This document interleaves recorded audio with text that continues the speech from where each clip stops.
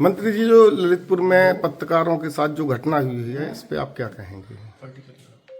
हमारे प्रदेश के मुख्यमंत्री योगी आदित्यनाथ जी गाय माता के लिए समर्पित हैं, लेकिन दूसरी ओर बिल्कुल उल्टा दिखाई देता है धरातल पर।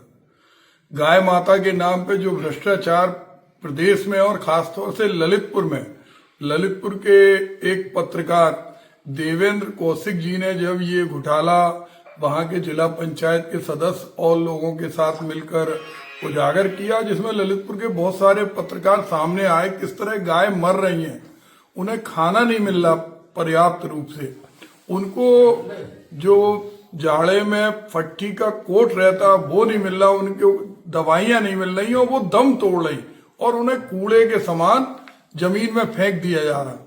तो जहां हमारे योगी जी घर में गाय माता की पूजा करते हैं, वहीं ललितपुर में जब ये उलटफेर दिखाई दिया, हमने वहां के जिलाधिकारी श्री सत्य प्रकाश जी को इसके बारे में कहा। हमने कहा कि जितनी गौशालाओं में जितनी गाय हैं उसकी सूची बाहर लगी होना चाहिए और ये ताले जो लगे हुए हैं ये ताले खुलना चाहिए 2 घंटे के लिए, 3 घंटे के लिए, ताकि हमारे भारतीय संस्कृति में, सनातनी संस्कृति में गाय माता के नाम पर पहली रोटी निकलती है।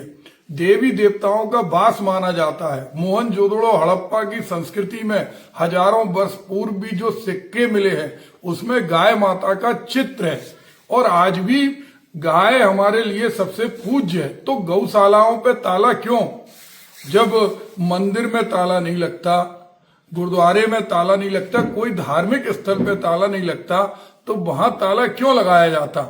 कल घटना का उजागर हुआ, आज मालूम पड़ा कि जितनी गाय के नाम पर वहां पर धनराशि प्रदेश सरकार से आती थी उससे बहुत कम गाय वहां गिनती में आई। जिलाधिकारी जी ने भेजा और जब वहां वो पत्रकार डगडगी गौशाला जो गिरार में है, तो वहां जो अधिकारी थे उन्होंने जिस तरह से एक चक्रव्यूह की रचना की और वहां जिस तरह से उन्होंने भीड़ तंत्र को उकसाकर एक क्रांतिकारी पत्रकार देवेंद्र कौशिक पर प्राणघातक डंडों से, लाठियों से और खदेड़ कर मारा, पटक पटक के, कैसी स्थिति है हमें तो अभी तत्काल मालूम पड़ा।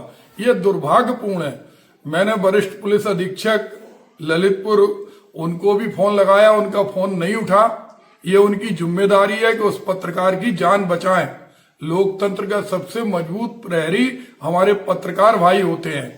तो और मैंने जिलाधिकारी महोदय से भी कहा है कि पत्रकार की जांच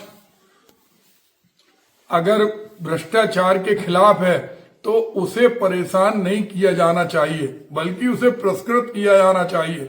अगर उसकी जान को कुछ हुआ तो इसकी जिम्मेदारी ललितपुर प्रशासन की होगी। उसको तत्काल वहां से एम्बुलेंस में लेके जाएं और जिन लोगों ने ये प्राणघातक हमला किया है उन पर तत्काल कानूनी कार्रवाई की जाए और उन्हें बंद किया जाए।